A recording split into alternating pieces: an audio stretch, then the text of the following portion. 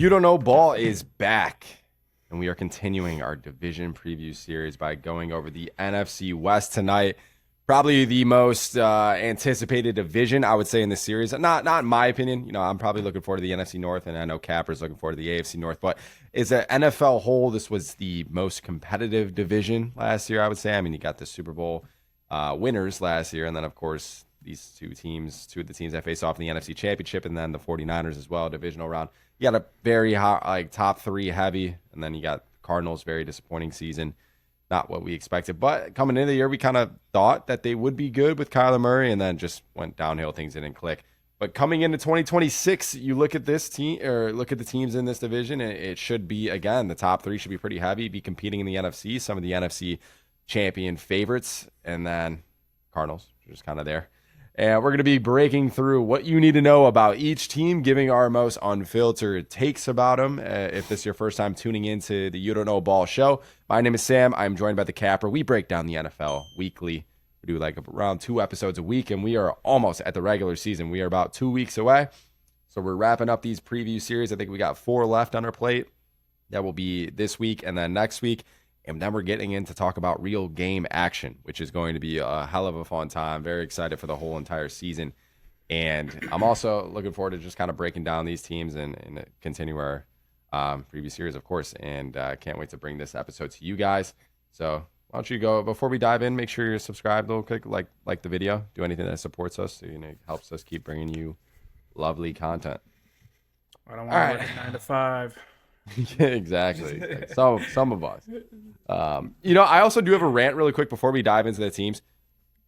With a lot of the events that have been happening in the NFL recently, I'm referring to the Shador Deshaun Watson battle, which just happened. Deshaun just was named the starter. And even on Twitter, like if anyone is getting to an argument comparing players, if you try to bring up an argument and you use Pro Bowler to describe somebody, like, oh, this guy was a Pro Bowler back in 2023.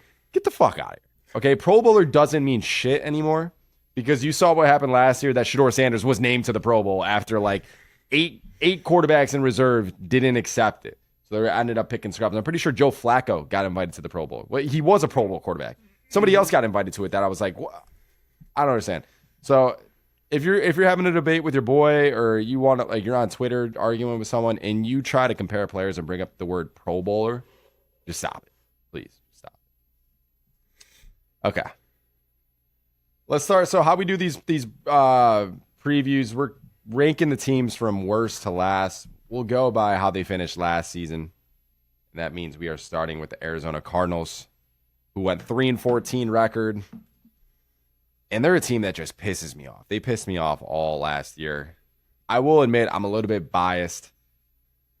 I'm not from Arizona. I got family out in Arizona. Capper lives in Arizona. So we're around the Arizona sports fan bases, I would say. So I wouldn't call myself a Cardinals fan at all, but I do follow them. And I watch a lot of their games. And I am a Kyler Murray fan. I just think Kyler Murray was a great athlete. One of the like, truly is him getting drafted in baseball as well. He was just such a fun guy to watch, and I've loved watching him. So I've always enjoyed it. And I thought last year the Arizona Cardinals completely failed him. Especially when you look at it early in the season and how there was a realistic chance they could have started the year 3-0 if some things just went a little more, if they would have hit on a couple more plays, because they come out, they get the week 1 dub. I believe it was against the Panthers, and he made some really nice, it was the Saints, and then the Panthers, and they started 2-0. Cardinals went 2-0, and then things kind of just spiraled down from there in a sense. Look at some of their losses. They played Thursday night versus the Seahawks, and Kyler still made some really, really good throws. The 49ers game that they had early in the season, the Marvin Harrison drops in, helped them. The run game wasn't really there. And even the Titans game, they should have won that one if it wasn't for, what's his name, the running back fumbling the ball at the 1-yard line. You know what I'm talking about? What's his name? DeMarcado. Yeah. Oh, that was a bad one. So bad. So my point with that is I think Kyler got thrown under the bus. He was used as the scapegoat in a sense because he got hurt. He was about to come back on Monday night, but the team liked what they were seeing out of Jacoby Brissett and the passing offense, which was complete bullshit. I'm sorry. I even still hear people today talking about how, Jacoby Brissett had the passing offense looking really good at the end of the. No, he fucking didn't. He had it looking really good in between the 20s, but anytime they got within the red zone, that offense would crumble. He was also addicted to taking sacks. which is why I don't know how anyone can be excited to watch this Cardinals offense this year. The only really guy, they drafted Jeremiah Love. He should be fun to watch. But then you got people like Nathaniel Hackett, the offensive coordinator, coming out and said, yeah, he's still looking like a rookie. You know what I'm referring to? So, yeah. So, I don't, for anyone that missed it, Nathaniel Hackett, a couple weeks ago, was asked about Jeremiah Love's progression in the offense and the scheme. And he basically just said, he's definitely a rookie. And it's like, what do you mean he's definitely a rookie? This is the greatest running back prospect that we've seen since Saquon Barkley. So if he isn't succeeding from day one, I know he's got a little bit of injury right now, so maybe that can throw a couple things off. Where I'm getting at is I don't trust Nathaniel Hackett. I don't know why he even still has a job right now. I do like Matt LaFleur, or Mike LaFleur, sorry. I'm going to get so confused with those names all season. Yeah. Just call him LaFleur. LaFleur. I do like LaFleur. I think he's a good offensive mind, so hopefully that he kind of takes control there. But where I'm getting at it's just this offense. It's sad because they got Jeremiah Love. They got Marvin Harrison Jr., which I'm not jumping. A lot of people are jumping off of shit from him, but I'm not. I still think that he was another guy that was probably one of the greatest wide receiver prospects we've seen coming out of college. And just things haven't clicked at the NFL level. And I think it's more because of his confidence isn't there, because he was getting cold at a lot of points. He wasn't getting as enough targets as he should have. And then with the limited targets he does get, he's putting a little more pressure on him. And that's why you're seeing some of the drops. That's kind of the narrative I'm buying right now. I know coming into, is it year 3 now? We need to see some progression for sure. But up until this point, I just think his confidence is killed. You got Michael Wilson's a good receiver, another one, and then Trey McBride, who's one of the best tight ends in the game. They got some offensive weapons here. But to just get rid of Kyler Murray and go with Jacoby Brissett, who was a bottom 3 quarterback in the NFL, went 1-11 in your games last year, is not mobile at all. It's just beyond me. It's just thrown in the towel. It's just thrown. I've said it a million times. Cardinals are just thrown in the towel this year and wish they could just sim to get their quarterback in the draft next year. I know there's a little bit of rant. I told you guys last year I could rant about the Cardinals all day because it's just, I don't know what the plan is going into this year. They're kind of just there. They're trying to just get by. You got any thoughts on that, Cap? How do you want to do it? Their ownership's kind of trash too. I know.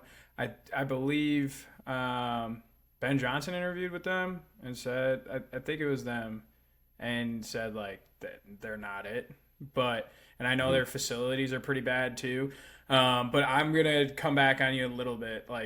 I think Kyler Murray's a great talent. I don't know if he's a leader of men. And in order to be a quarterback in this league, you got to be a leader. You got to be one of the guys. And I don't think he was helping his case at all with that. He's one of those talents that you see in the TV shows and the movies where it's like, oh, I'm the greatest quarterback ever. I won all these awards in high school. Won these awards in college.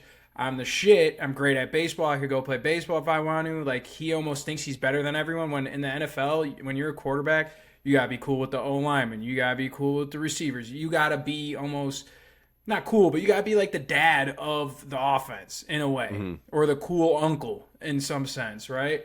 So I just think that's where he struggles. I think, honestly, for you being a Kyler Murray fan, you should be happy he's in Minnesota now. And see what happens there. But I was also going to say, though, too, I know you're probably going to rattle off this draft class, but I kind of understand a little bit where Arizona's draft this year, you know? If you stop and think, hey, they're not going to win, it's kind of a throwaway. They got an explosive offense centerpiece. I mean, with Love, right? And I like the trench depth, and I like Carson Beck. It's a little long-term lottery ticket. I'm not saying this because of the preseason. I'm saying this because the dude's a winner. He's 37-6. I know, he's dealt with some injuries in his arm, but that's a good little draft piece right there. It's not you're wasted, you're losing, you got him in the first or second round. Yeah. I think that was a great pickup, and dude, who knows? Maybe Beck. I think, and I'm kind of getting ahead of my skis here, but I think if he starts before Thanksgiving and plays well throughout the year, maybe wins them a few ball games, looks good. What if the Cardinals might not draft a quarterback next year? I think it would take a lot. I think it would take a lot. It's definitely a possibility. I'm not shooting it off the table, but it would take a lot. He would have to win a couple games and and look good. Like he's look got to look pretty good, like pretty good, like, because they're gonna have a top 5 pick. I agree. I agree with you there. Don't get me wrong. I agree because their defense is horrible. We'll get into that in a little bit. But to stay on the Carson Beck thing, like, dude, in Georgia, when he was at Georgia, people forget, and I don't want to get on a college take, but he didn't have that many good wide receivers at Georgia. He was kind of playing with trash. Like the first, like when he went off in Georgia, he had a good receiver class. But after that, didn't have a good receiver class. The year after, Beck looked good at Miami, man. I thought he looked pretty solid at Miami, and I think he just gets a bad rap for whatever reason. Maybe it was because of those twins or whatever, and that girl he dated, or who knows what. But it seems like all the guys in Miami liked him, and I like the spot for him because there's no pressure on him, man. He's just one of the guys at this point. Like, his whole career is pressure, pressure, pressure. He goes into freaking Glendale, Arizona, probably has a nice house out in Paradise Valley, gets to chill, relax, learn the offense. I'm sure he probably wants to get the starting position, but he's not in a hurry, man. Like, I think he could prove to this staff by, if they're not winning and he's looking good in practice and he's showing improvement, with film and study and all that, give him a shot. You know what I mean? And he's a guy where if you give him a shot, dude, he's played in a lot of big games in college. That's why that preseason game was so easy for him, because it's like, dude, what the fuck is this? I'm the 3rd round draft pick.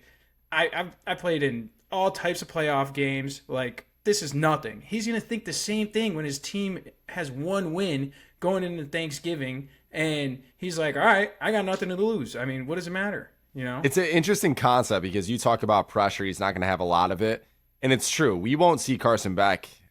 I mean, we're not going to see him in a real pressure-filled scenario this year. I mean, most likely, because when he comes in at the end of the season, it's going to be probably Cardinals have 3-4 wins and they're not really playing for much. And even in the preseason games, you can't really you can look at the preseason games, understand, okay, does he know how to run an offense? Is he making adjustments at the line of scrimmage? Is he doing all the operational stuff? Sure. But at the end of the day, you can't really judge preseason games. I keep telling people, it's like, we look at last year, the preseason performances, guys like Trey Lance and Tanner McKee and Jarrett Stidham when he came in, they all looked fucking elite in the preseason. Jarrett Stidham, I mean, I fell for the Kool-Aid. Jarrett Stidham, oh, dude, he had the highest passer rating in preseason history, like shit like that, and then he comes in the playoffs, and it's just, it didn't look like it at all. So that's why you got to take these preseason games with a grain of salt. Carson Beck, like I said, I like him. I'm not shooting him down. It would just take a lot for the Cardinals to pass up one of the next top 5 quarterbacks maybe in next year's draft, because then it's like, if they have a high pick, you really want to invest. Are you investing in O-line? Like, what are you really going to use it for? Are you getting like a Colin Simmons? Not to go in too much in the defensive side. Maybe they do. Yeah. It'll be interesting how that plays out. Yeah. I don't know what it'd have to take. I'm going to say, like, he'd probably have to win a few games and really look good. But, I mean, I think the Cardinals, like, if you can prove halfway through the season, put a good 6-game resume together, I think the Cardinals would seriously think about it and maybe trade back their one of their top 5 picks that they have, unless there's a defensive guy. You're the college dude, but unless there's a defensive guy that's going to be a stud, because their defense sucks. But it's like, it's a lot. It's a feature pick. It's like taking the White Sox to win the AL Central this year, right? But then it's like that. But then it's like, why would the Cardinals extend Jacoby Brissett for another year when it's a bridge year? You're not really going to be competing. Wouldn't you rather just, maybe not from the get-go, but I think they had Gardner Minshew on the roster. I don't know if he's still on the roster, if he left, but I don't know. Or sorry, it was Kenny Pickett, wasn't it? Yeah. Whoever the QB2 is, why not like maybe have him start the year and then Carson Beck, let him kind of sling the rock for majority, see what he's got, because you're not winning this year. It's interesting why they extended Brissett like that. I think it's more veteran presence. It might be veteran presence. Somebody's got to teach Beck how to be a pro. And I mean, I hate to say it, like, yeah, Jacoby Brissett may not be the greatest football player, but I heard he's a good dude, and he's been in the league for a while, right? Mm-hmm. So you're doing something right, and you want Carson Beck, of all people, to learn from somebody that's had longevity in the league, right? You know, so in order to be in the league that long as a quarterback, you're doing something right. And I'm assuming it's really hasn't been on the football field, so maybe it's in the locker room. Hey, this is how you lead grown men. or this is how you go about your time to stay in this league. Yeah. All right, let's take a step back here and kind of. I know we were ranting a little bit. Let's take a step back and look at the Cardinals from an overview perspective of what happened and the changes in this year.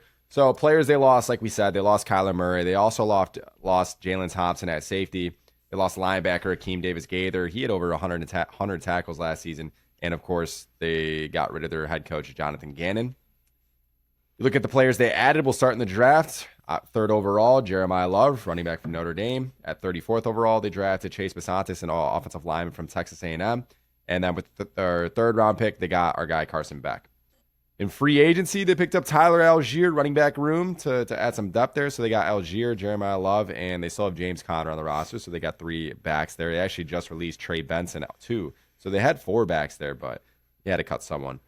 They also picked up a free agency, that's a guy that's going to have a major role this season is guard Isaac Samalu.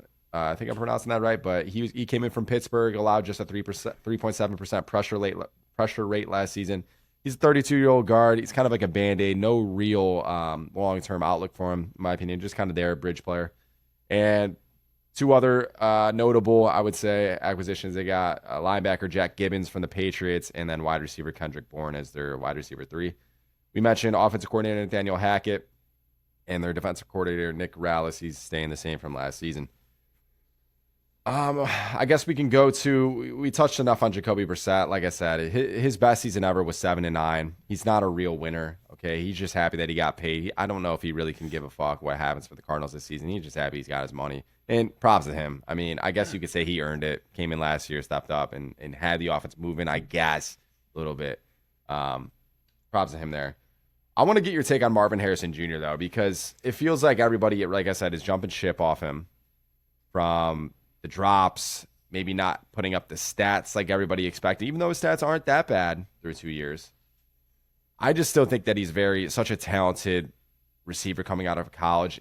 There's no way that just falls off in 2 years. Yeah. You're not going to like my take on Marvin Harrison. Let me just give you some stats here, Sam. Okay. So, 103 catches, 1,400 yards, and 12 TDs in 29 games. So, that's not great. Okay. Granted, when did he get drafted? What? 2 years ago. No. What round? He's a top 5 pick. Top 5 pick. Okay. Mm-hmm. And all I know is Arizona radio saying, "Hey, man, this might be one of the most disappointing draft picks, like number 1 high draft picks we've had in a long time," right? And my take on it is like, dude, I'm kind of done with the whole Marvin Harrison thing. How could you be done after 2 years? No. Hear me out. Okay. I'm done with Marvin Harrison, like saying like, oh, projecting Marvin Harrison, right? It's like this year is his biggest year, I think, in my opinion. You got to be a professional. You're in the NFL. I don't care. You know what teams sucked for a little bit? Larry Fitzgerald's Cardinals teams, but he was still balling. I'm not talking about later in his career, but that guy went through some tough times with the Cardinals. Okay, it's year 3 now. You were the 4th pick in the draft, and at some point, he's gotta go for 1,000, and he's gotta stop with the drop passes. It's getting out of hand, and his attitude sucks. I get it. Being on a shitty football team is no fun. But you're getting paid. And he's had an attitude issue since coming into the draft with all that bullshit with his jersey and what was it? It had something to do where like he wasn't gonna allow licensing of his name or something like that. Mm-hmm. So there's been issues. It's like, hey dude, it's time to shut up and catch the. All I'm asking is just catch the balls that are thrown to you, put your head down, and go about your business. And then guess what? In 2 years, you're out of Arizona. Or in a year, you could be out of Arizona maybe.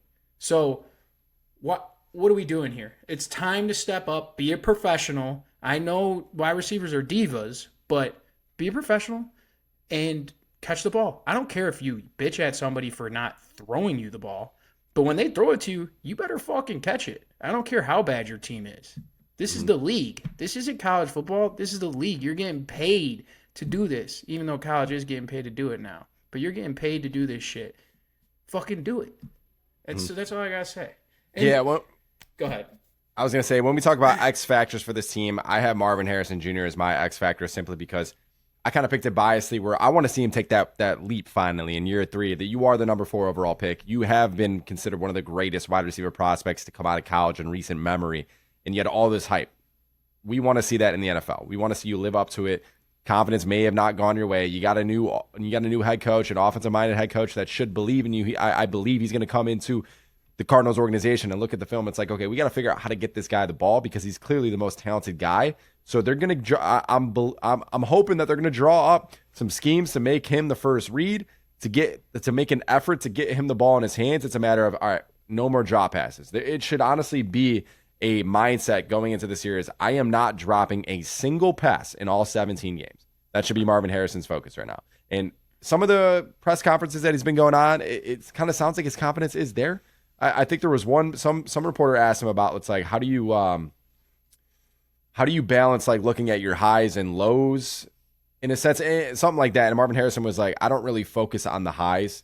I mainly just look on the lows and how I can improve on that or something, which was kind of a weird response. It's like, it just feels like he's dreading all of his mistakes instead of clearing his mind and focusing on the positives, which I think that's how you get in your head, and that's how you drop passes, maybe not focus. So I want to see him take the year 3 because he's also going to be key to this offense. He can't really rely. I think he's what really opens everything up in the passing game, his threat and presence, because he's going to be attracted by the number 1 corners, and that's only going to open stuff up for Trey McBride and Michael Wilson if the Cardinals want to move the football. It might even help getting Jeremiah Love going in the run game. Yeah. If the safeties aren't stacking the box. So he's my X factor. Before we get into your X factor, Kappa, let's just touch on the defense really quick with Cardinals. At the end of the day, like I said, it's Budda Baker and Josh Sweat. After that, it's if one of those two guys have an off day, they crumble. I know Walter Nolan, he was their 16th overall pick in 2025 out of Ole Miss.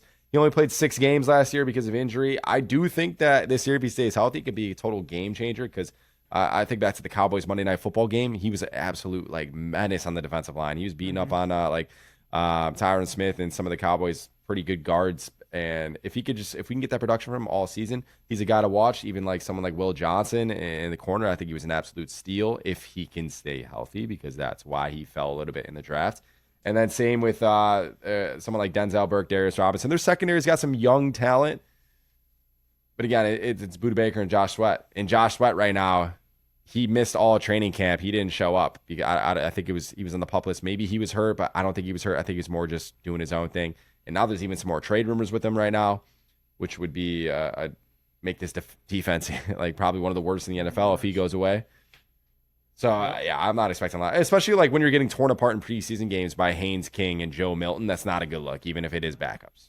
Speaking of, I do want to say Joe Milton's got one of the coolest jobs in all of America. We got to talk about that. This guy, every preseason, just hucks a few deep balls like 50 yards, and everyone's like, this guy's got to get out of the field. This guy's got to get out of the field. Just like how we were talking about with preseason. Yeah. It's like, dude, it's preseason. Bombs over Baghdad on the 3rd string DB that's about to get cut tomorrow. Like, it's and you're playing for the Dallas Cowboys, and you got a name for yourself. Like, pretty sweet. No, it's sweet.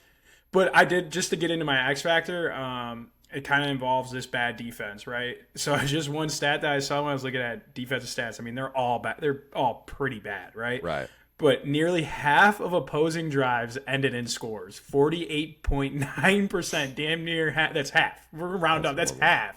Mm-hmm. Half of the drives. That's brutal. Okay? Yeah. Like, that is awful. Horrible. So my thing is like, dude, let's try to get some turnovers. Let's try to get some stops. Like, just get the boys going. Get something going. But my X factor is going to be Walter Nolan. Okay. Josh Sweat on the other side, right? If he does get traded, okay, then Walter Nolan really turns into an X factor. I was going to say Marvin Harrison. I even was going with Carson Beck a little bit, but I laid off both of them. Went defense. He's got a chance, like you said. If he's healthy, he can make a difference, especially if Josh Sweat stays. And that'll help them get off the field a little bit, I think, having 2 solid pass rushers. But, yeah, that's it. Nothing crazy. This team's going to suck, but they're also going to be a fun team to watch. Just me personally, I like listening to Cardinals radio sometimes, like or Arizona local sports radio when I'm not listening to the Score of Chicago, and it's pretty funny. Like it was awesome, like 2-3 years ago, like when Kyler Murray and the boys were like actually doing decent. Yeah. Now it's just so bad, but it's a good time. So Cardinals radio, especially the D-backs, they're also I feel like they're kind of fun to listen to, especially with all the Cassell Marte stuff that's going on. Oh, I will say, though, Arizona Cardinals, one of the worst fan bases in all of NFL football. Nobody in this state gives a fuck about Arizona Cardinals. When you go to an Arizona Cardinals game, the opposing team takes over that stadium. Since I've been here for 6 years. So figure it out. Let's see some Cardinals fans. If there are any, it's just like the D-backs. It's one of the best sports cities because you get to see your team come to a game, and the tickets are cheaper than what they are back home. Good point.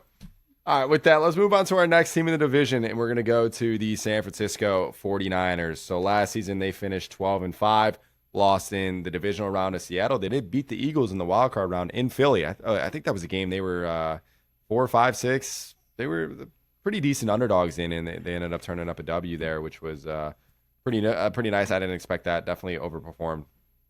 You look at them coming into this year, so players that they lost, two main guys, actually at the wide receiver position I would highlight is our boy Brandon Ayuk, but he wasn't really there around last season, so is that really much of a loss? But Juwan Jennings is going to be an interesting loss, especially this wide receiver room, because he was kind of their guy in a sense last season, and he was the guy that Brock Purdy would look to. He's now on the Vikings. Some of the players they added, so in the draft, they wound up trading down at number 33 or 33rd overall. They got Dejon Stribling from Ole Miss, wide receiver. He's been getting a lot of buzz recently. They drafted Romello Height, an edge out of Texas Tech. He had a 10-sack season for the Red Raiders. He was a pretty crucial guy on their defense. And their top three and third highest draft pick was Keelan Black, running back from Indiana. From free agency, they picked up Mike Evans. That was probably their biggest signing coming over, the 33-year-old from Tampa Bay. They got linebacker Dre Greenlaw. He's back in the building. He spent last year on the Broncos after spending the rest of his career in 49ers, so he's back. They got defensive tackle Oza. I'm going to pronounce his name right. Hold up. Adigizua. Osa Adigizua. I was like, all right, I'm getting this right. Osa Adigizua from the Cowboys. That was actually through a trade, so it wasn't free agency. They sent a third-round pick for him, so he's going to be a starter on defensive line. They also got Christian Kirk at wide receiver as well. That was another one to note. Kyle Shanahan, as we know, one of the best coaches in the NFL. Offensive coordinator is going to be Clay Kubiak, and their defensive coordinator is Raheem Morris coming over from the Falcons. He was the Falcons head coach, so that's also it's going to be interesting. New defense without Robert Saleh, who took the head coaching job in Tennessee. Matt Eberflus also is in the building as an assistant. I thought that was something to know. Us Bears fans know a lot about Eberflus, and even Cowboys fans last year. See how that works. You got Brock Purdy, of course, at quarterback. Some of their weapons that we'll get into. I believe it's a lot of aging guys. I think their weapons right now are looking a little washed, and I guess that's kind of where we can take this conversation right now. So I have a hot take for you here. I want to see what your thought about this is. All right. Christian McCaffrey is a strong regression candidate for me this season because he just turned 30 years old, right? He had a healthy season last year, but he's got an injury history. You're getting some reports in camp that he's dealing with something as well. I wouldn't be shocked. if Keelan Black is the more impactful running back in San Francisco this year. Keelan Black, their third round running back. Because like I said, CMC 30 years old. He averaged 3.8 yards per carry last year. Honestly, he's good at catching the ball. That's kind of what salvaged his production, I would say, from a fantasy perspective as well, because he was getting like 10 catches a game. But he did not have the burst like he used to in his previous years. He did not. And you look at Keelan Black, their rookie running back. He's getting a lot of buzz. He looks very fast in training camp, even in the preseason. He's got that speed to him that looks like, okay, he could be the home run hitter in this offense. And he's a 24-year-old running back. He doesn't need that much developing. Like we said, Indiana, they were an old college team. So, I mean, it was kind of like Cignetti in that system. It looks like he's ready for the NFL right now, and the Niners love him. They were tracking him since last fall before even Indiana went on that run. So he's been on their eyes, so that's why I think they like him, because Kyle Shanahan doesn't usually play rookies a lot. But given Keelan Black is older, coming from the national championship team, and he's getting the buzz right now, he runs with intensity. And plus, you got to think about, I think this is going to be the first year we see McCaffrey with a little bit of bubble wrap around him. And maybe the offense isn't giving him trying to give him 30 touches a game or such. So I think Keelan Black is going to be the running back. That's probably the key running back to the team. Yeah. I don't know if you got any takes there. No, I literally was like, one of my talking points was like, if CMC has a 400 touch season this year and another 2,100 scrimmage yards this year, the 49ers failed him and this team. You don't need CMC right now in September. You want him ready to go in January. Okay? Like, there is no need for him to be, if I'm Kyle Shanahan, which I think, like you just said, he's probably going to do. I know he doesn't do it all the time. I'm running that rookie all the time. Always get him his reps. CMC, I don't want to see him until halfway through the season really start putting it on. You know what I'm saying? Like, really get going, get a lot of touches. But if he ends up with 400 touches again this season, they're done. Because he's not going to make it another season. I totally agree with you. I like when you started saying that, I'm like, this ain't even a hot take. I'm right there with you. Yeah, I'm interested to see how the viewers think about that. I'm definitely going to put that in a clip, see what kind of reactions we get. Because with CMC, like I said, he's 30 years old, and their wide receiver room, okay, you got Mike Evans. Now, Mike Evans is interesting right now because he came over. I mean, we knew he was old. We knew he's been dealing with some hamstring injuries the last couple seasons, and coming into camp, it's been nothing but the same. So right now he's got a groin injury. He's not practicing. He left practice early a couple times last week, and I think he's missed the last 2 days. He is made of glass right now, right? Because he had a foot issue mid-August. He was dealing with the quad issue a little bit over the last month. And like I said, so last year he missed 9 games due to a hamstring injury and a broken collarbone. 2024, he had the hamstring injury. Before that, he was pretty durable, but ever since like 3 years ago, he's just struggled to stay on the field. So you can't really rely on him. Debo Samuel, they brought him back in the building. Again, he's another guy that's washed. Okay, he didn't look it was not explosive at all in Washington last year. George Kittle, who's 32 years old right now, he is made of glass. He's coming off an Achilles injury. His recovery is way ahead of schedule. There's no way that he's going to be at full go, especially at his age and especially with the soft tissue injury history that he's got. So I don't know if he's going to be ready to go week 1, and even if he is, he's not going to be like this, as effective as we normally get out of George Kittle. Christian Kirk got banged up a little bit in camp. I'm not sure the current status on him. And I mentioned all these older guys because Ricky Pearsall, their one young dude, their first round pick last season, he's hurt. He's out for the year. I believe he's torn his ACL. And wide receiver Dejon Stribling, he's getting a lot of hype. Capper, maybe you can touch on him, but like it's all preseason, right? And even Kyle Shanahan in a press conference today, when he was asked about what does he see from Dejon Stribling, is it enough for him to really, you see him making a big impact? And Shanahan was straight up, it's preseason, so it's hard for me to really make to get a real feel for him because these games are meaningless and a lot of the coverages are vanilla on defense. Yeah.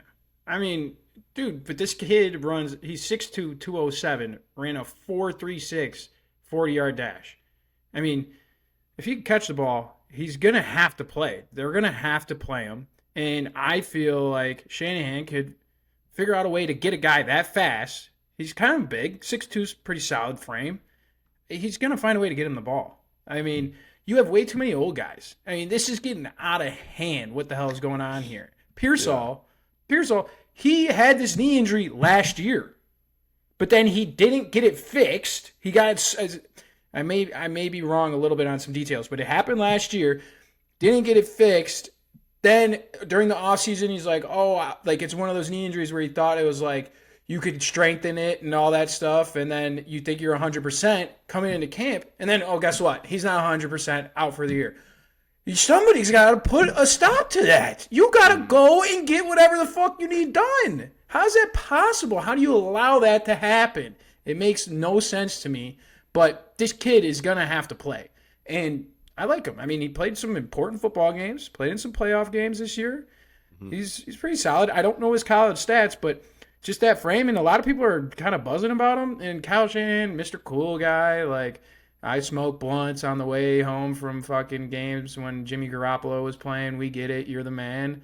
Like, come on, just give the kid some praise. I see what he's trying to do. Downplay it. But I have a feeling he's got something up his sleeve. What about Brock Purdy here? What do you think from a quarterback perspective? Where does he rank? Like, you think he's overrated, underrated, or fairly rated? I think he's fairly rated. I mean, because if you got to think about it, national media, I had his stats somewhere up here, but I guess I'm going to go solo with this. But national media doesn't really give him a lot of credit. He wins football games when he plays. I think he went 7-2 last year, right? Or I think he didn't play that many games, I don't think, last year. No, he missed a good chunk of the midseason. Yeah. That's when we had Mac Jones come in, fill in, and there was even debate. Like, I know Tom Brady came out and said, "Do we keep Mac Jones in there, ride the hot hand?" It's like, no, you don't bench Brock Purdy when he's up. Go back to getting on Molly on the yachts. But no, I like Brock Purdy. I think he's a solid quarterback. Do I think he's gonna, like, if he didn't have Kyle Shanahan, do I think he would shine as much? No, but he's got Kyle Shanahan. He can run his offense, and it's just a matter of fact. Again, can you stay healthy? But I like Brock Purdy. He's one of those guys where the team rallies around him. He's one of those guys. He reminds me of my college football quarterback. Just a guy that everyone will go for, right? Like, everyone's going to run through a brick wall for him, I feel like, even the old guys and the young guys. He knows how to adapt to everything. And, Kyle Shanahan likes him, I think, right? It's one of those things where, like, does Kyle Shanahan want a Caleb Williams running around all over the place? I'm sure he would like it, but, like, I also think Kyle Shanahan prefers having somebody in the pocket and is going to run his system, kind of like how I felt like Ben Johnson and him are kind of the same a little bit. Not as much as a run game heavy, like power running, but they like a quarterback that stays in the pocket, I feel like, in my opinion. Even though he doesn't stay in the pocket that often. No, that's a fair comparison, I would say. Yeah. I bring up Brock Purdy here because it's funny. I owe him a lot of I got to eat crow a lot about Brock Purdy. It's funny. Yeah. My first ever video that I made on Wildcard Sports was a video of me trashing Brock Purdy, saying how he got exposed on Monday Night Football versus the Ravens. First ever video. And throughout that entire season, it was mind-blowing to me how people were putting him in the MVP conversations, which he's not an MVP, which was fair in my respect, but like that kind of just gave me the bad stigma around him. But you look at him over the last couple of years, I mean, I look at him last year in Philly on the road in the wildcard game. He went on the road to Philly, very, very tough environment, and beat them without Kittle, his top two defensive players, without Ricky Pearsall, and he made some clutch-ass throws. And then especially in the divisional round versus Seahawks, they got blown out. But Brock Purdy was the only bright spot in that game. The way he was extending plays from that D-line, the way he's putting the ball on his receivers and making some like really off-balance throws, he was the only guy that was showing up. So I got a lot of respect for Brock Purdy. I think he is a borderline top 10 quarterback, I would say right now. I don't know if I'm putting him in the top 10 list. I think we went over this preseason. Yeah. He's not on my top 10 list, but he's borderline. He's right there. And I think that he is the X factor on this team because when we talked about, you don't really know what the weapons around him are going to look like on offense with the receivers. Are they going to stay healthy? Who's going to get the majority of the running back load? So he's the glue guy. He's got to be the leader, like we said, and he has been that leader. And he is just like kind of what the season rides on, I would say, because he's got to get everyone together no matter who's on the field there. That's my X factor for the Niners. I think it's going to be hard to ever like put Brock Purdy in an MVP conversation, kind of like you said. Yeah. Like when you have that much talent around you and like the style of play he plays with, I think it's hard for voters to really be like, all right, let's do that. Let's I mean, even in the Bears game, that Monday night game, or was it Monday night, Sunday night game? Yeah, he made some insane plays with his legs. It was really underrated. I like him. I like him a lot. My 49ers X Factor, and this isn't a joke, 49ers X Factor's got to be the head doctor and the head trainer. For real. I'm dead serious. Yeah. Like Purdy, great. We need him to go. Bosa, need him to go. But all these guys have nagging injuries. ACL, Achilles, XYZ, right? And I know these dudes can play, but San Francisco needs to figure out what's going on with all these injuries. Is it the power plant? Is it the amount of treatment they're getting or less treatment they're getting? What is going on? They need to figure it out, and they need to monitor these players. They need to make sure they're following through on everything. Are they boozing after games? Which I'm sure they are, but like, get your treatment done. Like, hydrate. I don't know. I'm not a fucking doctor, but it's on you. We've never seen an NFL team get hurt this much with their key players. Like, it's not just one key player. It's all of them. I'm starting to think it's the fucking power plant. It has to be. I mean, you look at them right now. They have 20 players that miss practice. We're recording this on Tuesday. They had over 20 players miss practice today. Yeah. They have most are soft tissue injuries, but it's like, why? How are we getting all these? They lead the NFL in the most games missed since 2014. You can't tell me there's not I don't know if it's Kyle Shanahan and his tough practice style. And if that's the case, then why haven't we changed anything? If that is the case, nah, give me. It is bullshit. It is the fucking substation theory. There's a power plant next to that. That is what's causing these theories. So I even saw the Titans when they came to San Francisco. They had some injuries going on there. Yeah. So it's like, I think there is something to that theory. I know a lot of people are shooting it down, but what's the better explanation for all these injuries? Yeah. I don't understand. And they're great athletes. They're great players. Some of them are future Hall of Famers, and they're getting hurt. So it doesn't make sense to me at all. At all. Did Christian McCaffrey get hurt a lot in Carolina? Not as much. I think he did. Yeah. I think he did suffer a pretty significant injury once. Yeah, but he's a running back, so they get banged up. But still, all these guys, man, and it's bullshit. Look at their D line. You look at this team ready for Week 1. They're going to be missing hella guys on the defensive line. You got Michael Williams. He's a long shot to play Week 1 against the Rams. Nick Bosa, he's got some knee tendonitis. He isn't practicing right now. Romello Height, their draft pick, he's got an ankle injury, and they got no timeline on him. So this defense is already down some significant players. What about Fred? George Kittle. Fred Warner's healthy, so he's back. That's Achilles. That's Achilles, right? Like I said, no. That's tough. Linebacker? Like, dude, you're fucking popping. You're going, sprinting down. Like, that's tough, man. Yeah. It's tough. Like, this team on paper, if everyone's healthy, they're winning. They're Super Bowl contenders. Yeah. On paper, if everyone's healthy, Super Bowl contenders. But there's just too much going on right now. Too much going on. And it sucks for Kyle Shanahan because that dude seems like a great coach, players coach. He's definitely not running hard practices. I don't know if you saw that on Twitter, but that guy seems like the guy that's, hey, we put the pads on one day. All right, put them away. Let's run through some 7-on-7. Let's go, boys. Yeah, so. Yeah, they're an interesting team. Yeah, they're definitely interesting, but I think with that, it's good that we can move on to our next team in the division. And let's go over to the team that is probably having the most buzz and hype in the NFL right now. Super Bowl team, everyone's calling it, the Los Angeles Rams. Look over them last year. They went 12-5, lost in the NFC Championship. They did beat the Panthers in the wild card, and they beat the Bears in the divisional round game, which was a very impressive one. A lot of talk was about, like, oh, the Rams can't handle the cold. But they went into Chicago in that negative whatever degree wind chill weather it was, and they got the W. So that was a huge, very impressed by that one. And then they lost to the Seahawks, like I said, in the NFC Championship. You look at their team roster. So who'd they really lose? I mean, they lost Kobe Durant in the secondary and Tutu Atwell, a wide receiver. Those were probably their two biggest losses. Mafi, too. Am I forgetting someone? Mafi went to the Bengals. Okay. Yeah, I think I had him written down somewhere. But wait. Oh, no. It's Seahawks. Sorry. Okay. All right. That's heavy.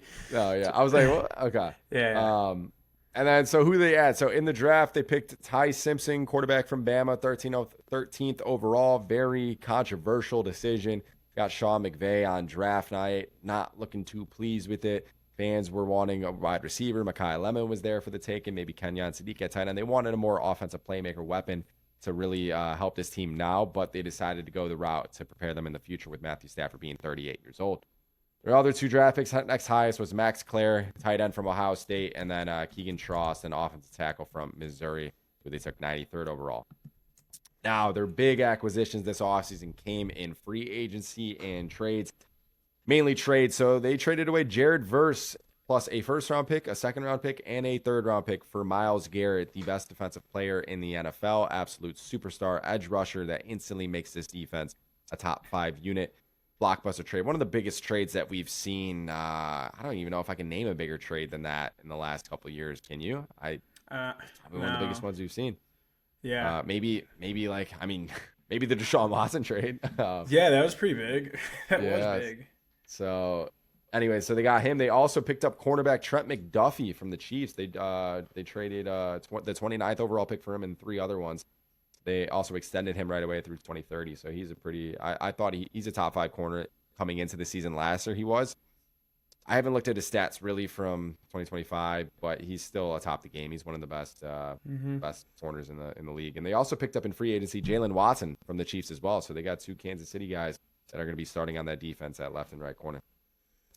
They're going to have a new, so as we know, Sean McVay, the head coach, probably one of the most impressive head coaches we've seen in the NFL come in, from especially his age. They're going to get a new offensive coordinator as they lost Mike LaFleur to the Arizona Cardinals, and they promoted their passing game coordinator, Nate Scheelhaas. So hopefully that's how you say his name. And then defensive coordinator Chris Shula remains the same from last year. Also, a good thing to note is Cliff Kingsbury is going to be McVay's assistant head coach this season, who was the Washington offensive coordinator from last year. We talked about Cliff Kingsbury a little bit on the show. Yeah. It's got to be a sick coaching room. Oh, fucking Cliff and McVay, the boys. They are the boys, bro. You can't tell me. I mean, bro, I see videos of McVay, like they're you see like the I don't know if it was in the spring or summer, how like McVay hangs out with like staff. I mean, they're all the same age. It makes sense. Which is like from Stafford's perspective. I don't know. Would it be kind of weird to have your head coach like the same age as you?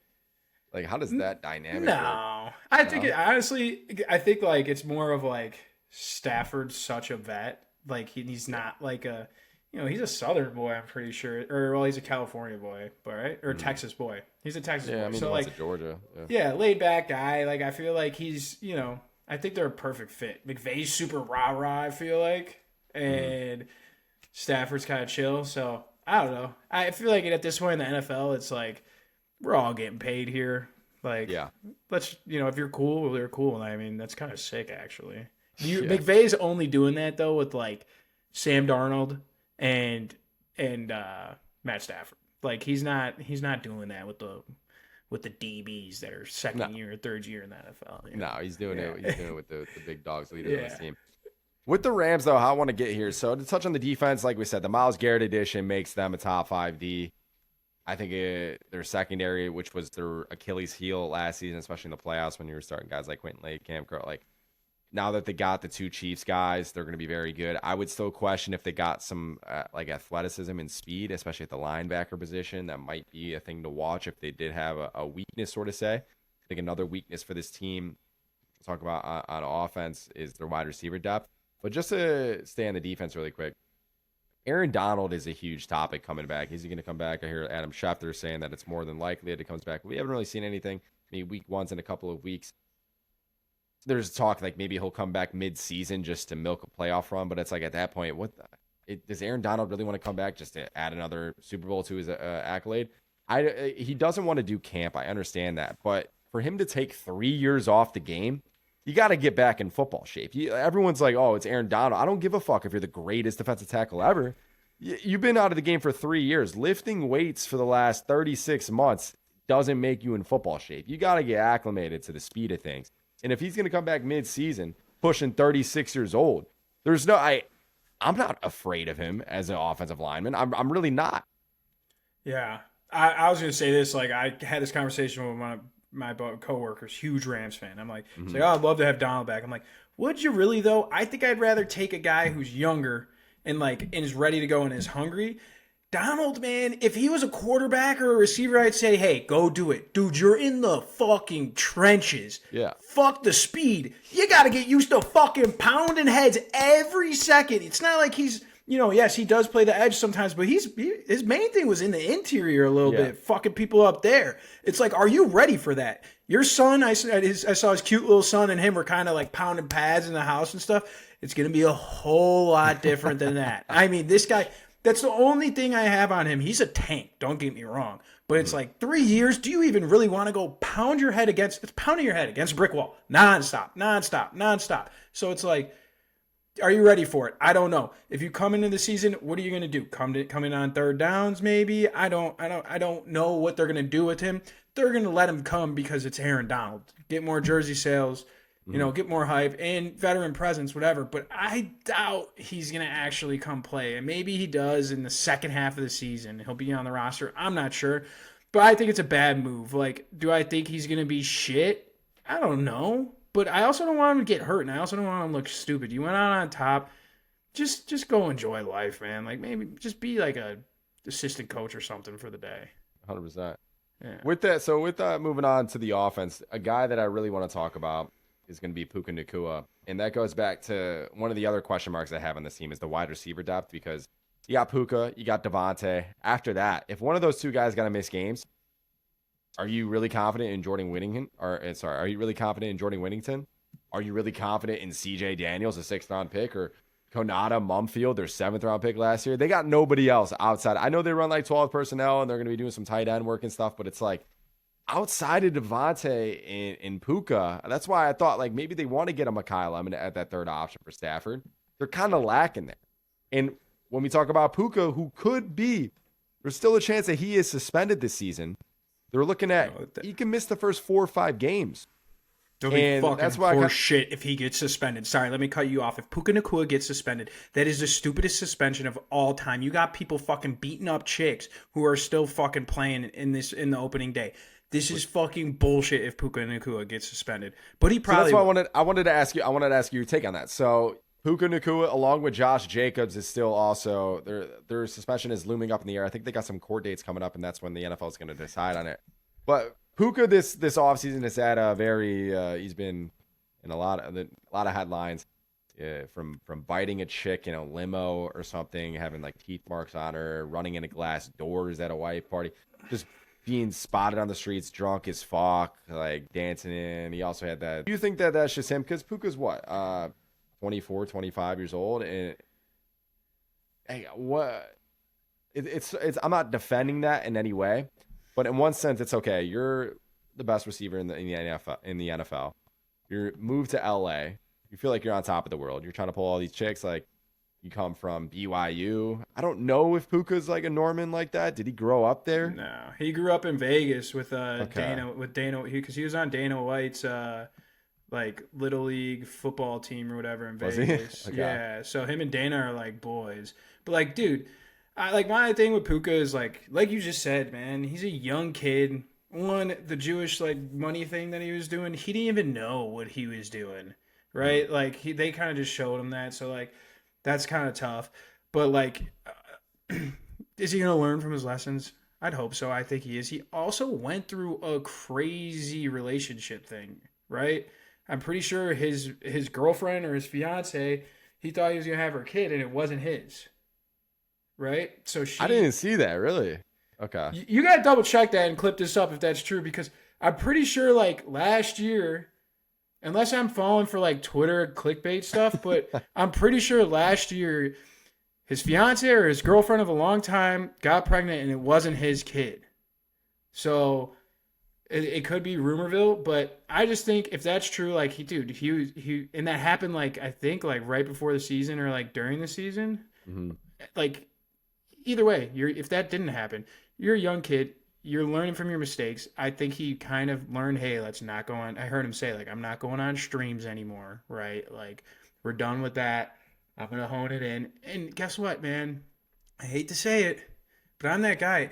Don't do anything racial or whatever, but I'm that kind of guy where, like, go out and get drunk if you want to. If you come out on this field and ball out every Sunday, do whatever you want. Just don't get in trouble, right? Don't ruin your career. But if you're running into a glass wall because you're too fucked up, okay, you're just like every other 21, 22-year-old, 23-year-old, except you have millions of dollars and you're in the NFL and you're one of the faces of the NFL or of the Rams. Is that true, Sam? Or I see you dialing it up over there. So I'm looking at the Puka story. So I guess he does have a kid with his ex-girlfriend. Is it his? So he was questioning if it was. That's why he demanded a paternity test. Okay. I think it came back that it was his. I'm not seeing that it wasn't. So, I think it is his kid. Okay. Either way, like, but it was some drama with it though. That's what happened. Yeah. So I bet you he was probably just like, dude, let me get through this season. Like, people were like, you didn't see that clip where the DB was like, it's not your kid. Like, bitch cheated on you. You didn't see, like, did you see that one? Oh, dude, look it up. It was like, your bitch cheated on you or something like that. He kind of flipped out and then he like went off. I think it was a Seahawks DB. But either way, like, dude, this happened all during the season and stuff. Like, he probably just kind of just went on a bender and just said, "Fuck, I'm finally done with football. Let me do my thing." Yeah. I think he'll be fine. I think McVay and Stafford are going to hone him in. You never really hear problems going on during the season with him, and he's one of the best receivers, man. He's not a drama at all. Like he's not a diva at all, in my opinion. Like I don't think I've ever heard stories of like Stafford throw me the ball. He's always like, I love Stafford. I love this team. I love McVay. Always smiling. Like I don't know. I like him a lot. He made some mistakes, but dude, he's young and he balls out. So, and he's apologized for everything. Yeah, especially being a 5th-round wide receiver, it's kind of hard to be a diva like that, especially his first 2 years when he really he's still got a lot to prove. Exactly. So it's not like he's coming in, top 10 pick or something. Right. Who did you have as the X factor though on your Rams team here? So for me, I had McDuffie. Okay. So, because my thing is like, dude, if you have Aaron Donald, not Aaron Donald, sorry, McDuffie's gonna be huge just because if you have Myles Garrett getting to the quarterback, averaging the sacks that he averaged last year or whatever, 15 to 20 sacks, they're putting pressure on that quarterback. These DBs better lock up, right? Yeah. You know what I mean? Like there's gonna be opportunities for you to really make some plays. So I bet you these DBs are pretty jacked up. So McDuffie, you get him over from the Chiefs, change his scenery. He knows how to play playoff football. Like, let's get it going. So I think he's going to be a huge factor for this defense. The offense, dude, the offense is going to be fine. Like the depth, unless somebody gets hurt. But I really think they're going to be running the ball a lot this year. Blake Corum looks really good this year. That guy, he's been hitting the gym. I think he's going to be really, I think he's going to be a difference maker for this offense, a little sleeper in my opinion. Wait, can you, I missed that. Sorry. Who you said was? My X Factor? Or No. Blake Corum. I think he's going to have like a good, like, I'm not saying he's going to be like a stud or anything. Yeah. Like not stud or breakout or, all pro. No, he should be. Like you look at the running back duo between him and Kyron Williams. I mean, they were one of the best running back. I mean, Kyron Williams especially was one of the best RBs in the league last year behind that offensive line. So that's what kind of kept this offense moving and making life easy on Matthew Stafford. I guess for my X factor though, I would say I didn't put an actual person. I went more of the wide receiver, the 3, 4, 5 wide receiver guys, because if Puka has to serve a suspension and you're relying on Devontae Adams, who's pushing up there in age, like he's not really like a every down receiver, like get open kind of guy. He's more of like a red zone. He's a great route runner still. But you need some production from guys like Jordan Whittington or C.J. Daniels or even Kanata Mumfield if that's going to be their other guy, I guess, that gets some meaningful reps. You got to have some late rounders that you invested in, been through the system that step up a little bit. They're going to have their moments. So, because other than that, I mean, like they are technically one of the more loaded rosters in the NFL. They still got some holes there. There's not a lot of weaknesses, like I said. No, dude, that offensive line's crazy, man. Like, your offensive line has to be good when you got Matt Stafford back there at this age. Like, prime Matt Stafford maybe would have been fine, but, like, dude, like, this guy he's not moving around. And they always overperform. Like, on paper, they might not have the most talented, like, names.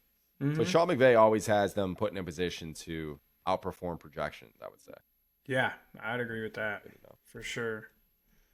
All right, with that, let's move on to the last team in the division, the defending Super Bowl champion Seattle Seahawks, who went 14-3 last year. The 3 losses they had were the 49ers, who beat them week 1. The Bucs beat them in a shootout week 5. If you remember, Baker went in there. He was talking shit to the fan and stood on it. And then the Rams beat them in week 11. The Rams beat them in week 11. That was thanks to Darnold turning the ball over. I believe it was 3 or 4 times. And even in that game, they still had a chance to win it late. Jason Myers missed a game-winning field goal. It was like a 50-yard field goal. So they were still in it, even with Darnold committing all those turnovers. So they were just one of the more dominant seasons we've seen from an NFL team, especially on the defensive side. However, this offseason, they lost a couple significant guys because they kind of had to figure out, okay, how are we going to pay Jackson Smith-Njigba and Devon Witherspoon? They had to release someone like Kenneth Walker, who's now in the Chiefs right now. They had to release someone like Kobe Bryant, who's a biggest loss on the defensive side. I believe at safety because he was their starter. I mean, you look at someone like Tariq Woolen, who got released. He's now on the Eagles right now. He kind of wasn't like he was struggled with tackling, and even had some mental mistake moments. So he wasn't like a ginormous loss. It's not something that's really going to move the needle, in my opinion. And then, like you said, Boye Mafe, who's on the Bengals right now, so they're not going to have him in the pass rush. Who they added, though, in the draft, we'll start with the draft picks. The 32nd overall, Jadarian Price, running back out of Notre Dame, so he's going to kind of fill that void with Kenneth Walker. And when Zach Charbonnet, the running back, is making his way back from injury as well. They drafted safety Bud Clark out of TCU at 64th overall, and unfortunately, he just got hurt. So I believe he's going to miss the entire season, if I got that correctly. Yeah, he suffered an injury in a preseason game. I don't think we're going to see him at all this season. And then at number 99 overall, they got Julian Neal, a cornerback out of Arkansas. From free agency, their biggest signing, I would say, was edge rusher Dante Fowler. And he's kind of up there in age. He's 32 years old. He's got 58.5 career sacks. He's coming over from Dallas. They also got someone like running back Emmanuel Wilson from Green Bay. I know John Gruden's really high in the sky. I was listening to John Gruden's breakdown of the NFC West a couple weeks ago, and I remember he was saying, Emmanuel Wilson's a guy you got to watch out for, especially in the passing game. So if you want to listen to Gruden on that, go for it. I don't know if I really see it from Emmanuel Wilson, but I guess we'll find out. And they also got cornerback Trevon Diggs, former All-Pro. And they also got Terrion Arnold, actually. So they got two, So did they get him? They got him for sure. Like, is it like what's going on? So I think they I think they claimed him, but he's still going through. Like they still don't. They're unsure if he's going to be able to play with this whole legal. Okay. I think that's my understanding of it. So that's not confirmed, but they have him. Like if he is ready to play. Yeah. Same with Trevon Diggs. I mean, he's since 2022, he's been bad. Even when he was in his prime, he's always been like the Nashawn Wright on the Bears last season, where this dude was a ball hawk. I believe he led the league in interceptions, and he was just all over. But cover corner, he wasn't that good. He never really was. There was a lot of times where he was burnt toast. So I can't really imagine he's going to be a significant player. The coaches, they got head coach Mike McDonald, just a phenomenal season for him in his first year in Seattle. Or was it his second year? No, it was his first year last year, right? I think it was his first year, yeah. So I always forget that. Offensive coordinator is going to be a new one, so it's Brian Fleury coming over from San Francisco. He was the 49ers tight end coach, and he's replacing Clint Kubiak, who they lost as an OC last season. And then defensive coordinator is Eden Durde, who he's remaining from last year as well. Yeah, I think the keys so the thing with the Seattle Seahawks right now is, yes, they're defending Super Bowl champions, but we kind of talked about this before the episode, Capper. It's almost like they're living in the Rams' shadow right now, because the Rams are the team that's getting all this hype as being the Super Bowl team. That the Seahawks got to be thinking like, people are thinking that the Rams are better than us, and it goes back to, I think, in college football, it's like Texas and Georgia, where Texas going into this season, and I'm one of the guys that's very high in Texas, where they're considered like the top dog in the SEC. Some people have them ranked number 1 in college football, but until they beat Georgia, because Georgia's beaten them the last 3 years, you can't really put them above Georgia. And that's kind of how I feel with the Seahawks entering the Rams. I mean, the Seahawks ultimately beat the Rams in the NFC Championship. So how can I really put the Rams above them when the Seahawks didn't really lose anybody? No. They really didn't. And honestly, you can argue they got better. You can argue they got better a little bit with some of their draft picks. So that's my take on it. I think they kind of use that as a chip on their shoulder going into this season. And it's going to start out hot. I mean, that first opening night game versus the Patriots, we're going to see how they come out. And I think you'll get a good feel for what this team is going to be about on that opening night. I know that you have the Patriots in that one. Yeah, I'm doing a deep dive about the Seahawks. I'm like, shit, I can't believe I already said that. But I'm going to stick with it. I hope the public and the money's all on the Seahawks. But I think what you're saying here, too, is I think it's the market, too, they're in.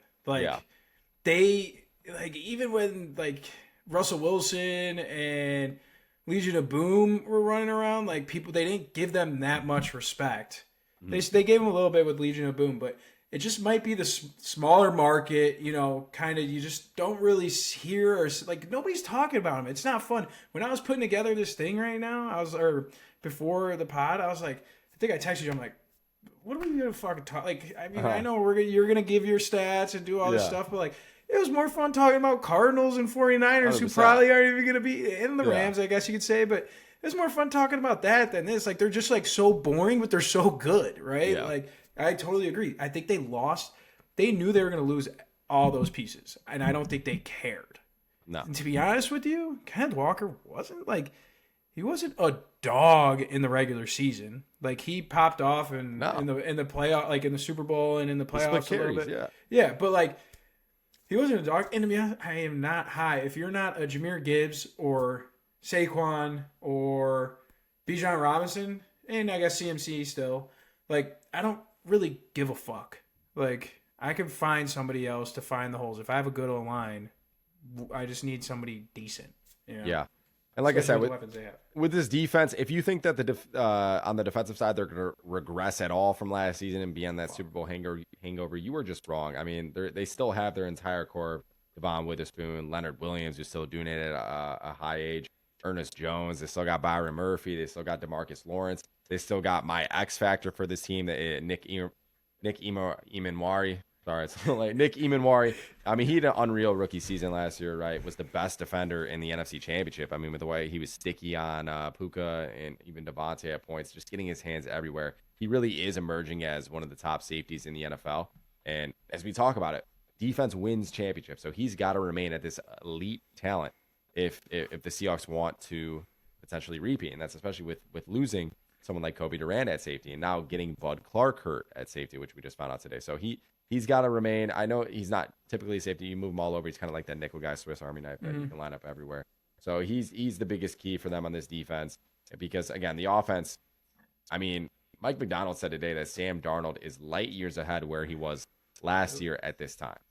And they're really bringing back everybody in offense. I mean, their wide receiver room, you can argue that it's top 3 in the NFL with JSN, with Cooper Kupp, with Rashid Shaheed. And Rashid Shaheed is someone that I think they need to get more involved. I mean, if you look at what they can maybe improve on going into 2026, it's really unlocking Shaheed because last 3 games, he had 3 targets combined the last 3 games of the season, Shaheed. And this is one of the most explosive guys to get on this team. So if you get him involved more in the passing game, more of a deep threat, that's just could potentially make them better as a team on the offense. But I got no issues there. I mean, their interior line was a weakness to start last season, but you had some youngins really step up, so they proved it. They should be fine there as well. I mean, that's kind of also as a key to their team. So, I mean, I don't really know what's going to be the weakness compared to last year, you know? The only weakness I could see is, like, the new OC, right? So what's going to happen there? Brian Fleury? Yeah, Brian Fleury coming over from San Francisco. Yeah, coming over from San Fran. Is he – I'm going to assume he's not going to try to change much. I think they're going to try to keep the same – like, you know, kind of keep the same offensive scheme. Maybe have changed a few things up. But like, it's going to be tough, though, because, I mean, Mike McDonald, he's a defensive guy. So you can't really just steal Clint Kubiak stuff because, I mean, you could, but it's not going to be the same, you know. That's where I'm confused about. So, like, it's like, what's going to happen here? And it's going to be like, you know, because Sam Darnold had 2 great offensive minds, I guess you could say, right? With the Vikings and Seahawks. Yeah, true. And it's like, this is kind of a newer guy. I don't know much about him. But, like, it's always like, hey, how is Sam going to adapt to all this? I'm sure the receivers and stuff and running backs and all that, that's not that big of an issue. In my opinion, it's how is Sam gathering all this, and especially quick turnaround. I mean, like, not quick, but you know, they had the Super Bowl, win the Super Bowl. They're probably partying for like, you know, probably a month or like 2-3 weeks. You know, doing their family stuff. He's getting married or proposing. So I don't know. We're gonna have to find out. That's why I like. Oh my God, I just thought about this. That's why I like the Patriots. First real game, new OC. What's going on here? I mean, that's a good point. Like, that's going to be that if the Seahawks offense doesn't have a lot of success this season, then it probably would show you how good of an offensive coordinator Clint Kubiak was. And also, you just mentioned the proposing thing. I think we need to get a stat running this year that shows us the record between quarterbacks that are married and quarterbacks that are single, and see if there's any sort of correlation there. Because I'm interested, because I know you've been high on the married quarterback. Yeah, married or engaged. So Sam Darnold was engaged. Jalen Hurts, I believe, was engaged when he won 2. He might have been married. But you know who just got engaged too? I know we're off topic, but Herbert, he just got engaged. So like, I mean, like I put it on my Instagram. I'd have to pull it up, but like the past 10 Super Bowl champs have either been married or engaged. So, Okay. granted, a lot of it's Mahomes. Well, we know Jaden Daniels ain't going anywhere. Yeah, His mom right. running. Exactly. But yeah, I don't know. We'll see. That's kind of like, so Brian Fleury was my X factor, to be honest with you, just because I want to see it. You know, I don't need Sam Darnold to be Superman. I just need him to do what he did last year. Nothing crazy. Just be that guy. 100%. And so as we wrap up this show, just at least my predictions, and I believe you might be on the same wavelength as me. I got the Cardinals finishing last, and then the Niners in third, Rams second, and Seahawks running it back. Because again, it's almost like I'm not putting why am I putting the Niners over? Or sorry, not the Niners. Why am I putting the Rams over the Seahawks when the Seahawks beat them? I mean, you got to prove that you can win. So I still give the edge to the Super Bowl champions and the defending champ. It's got to be the most disrespected Super Bowl champion we've had in a while. Mm-hmm. I mean, just to rattle off some odds for you, Seahawks are plus 220 to win the division. Rams are minus 115. That was of yesterday. 49ers are plus 350. Cards are plus 10,000. So, I mean, you got 10,000? Yeah, I believe it's 10,000 if I counted those zeros right. Yeah, I mean, this division's crazy, but I was like, I double checked it actually. I was like, am I counting this right? But yeah. So, but the Rams minus 115, it's a coin flip. At least put the Seahawks as like plus 110. You know what I mean? Like that's pretty disrespectful. Minus 115 and you're a Super Bowl champ. You beat these guys. You got basically the same people coming back. I know Vegas isn't valuing Kenneth Walker for a division win. Like the division is a regular season. You don't need Kenneth Walker to win this division. So maybe maybe they're factoring it. And then the 49ers plus 350. I mean, what do they know that we don't know? I feel like that should be higher. Mm-hmm. I don't know. Dude, I can't get over the fact that plus 10. I might take that. Plus 10,000? Yeah. Like, are you kidding me? Carson Beck maybe get on a run? Yeah, I mean, that'd be sick. Fucking $5. What are you going to do? Yeah. That seems wild to me. But yeah, I think it's plus 10,000. Yeah, it's got to be. I double checked it. So, yeah. No, but that's the odds. I'm right there with you, Sam. Seahawks, Rams, 49ers, Cards. I hope Carson Beck has it out of all these teams. I hope Carson Beck can show that he belongs in the NFL, whether it's on the Cardinals or some other team. And I hope the 49ers stay healthy because that just means it's better for football and better for this division. Exactly. We want to see some good competition. Yeah. So, yeah, I think that's going to wrap up this NFC West preview. I think we got over a little bit an hour here. Hopefully you guys learned a little ball today. Got some good takes. So we will be joining you back in our next episode. We're going over the AFC West, which is another pretty interesting division. I feel like we got another 3 top heavy teams and then a bottom team, which maybe can make some noise. They might be the worst team in the NFL. Yes, I think that's a good way to put it. I'm not gonna lie. Out of the worst teams in the NFL, they're probably the best. Yeah. But anyways, all right, guys, I appreciate you for tuning in. Make sure you subscribe, like the video, do all the good stuff. Please support us as we continue to bring over you all this wonderful content.